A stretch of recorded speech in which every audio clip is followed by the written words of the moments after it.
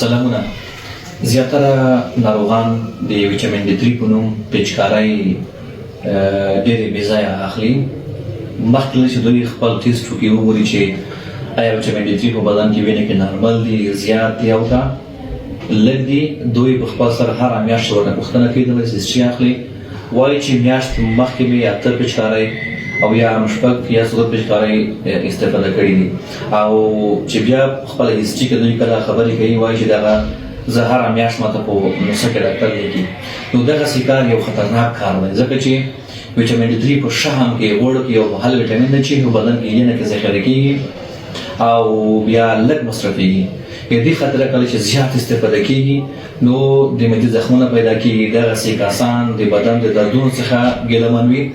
موږ تاسو وایو چې کله چې په بدن کې کلسیم ویټامین ډي لګښت رامنځته شي یا کم شي هډوکي بدن خوږېږي، کله چې برعکس زیات هم شي خلک زیات استفاده کوي او په وینه کې ونه ګوري، وینه کې ټیسټ نه کوي، معاینه ونه کوي، نو بیا هم د بدن دردونه زیاتېږي، سردرد پیدا کېږي، ناروغانو ته مریض د قبض مشکل زیات پیدا کوي، معدې خوږېږي، زخمونه پکې رامنځته کېږي، سردرد لري، رواني مشکل پیدا کوي.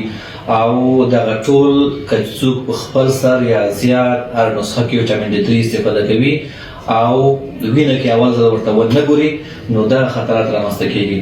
نو هیله ده چې هیڅوک هم زیات خپل مقدار نه زیات هیڅ دوا په ځانګړې توګه ویټامین ډي 3 استفاده نه کړي چې په دوی کې دغه عیات مشکل چې ما وښودل رامنځته کېږي او بیا مریض په تکلیف کېږي.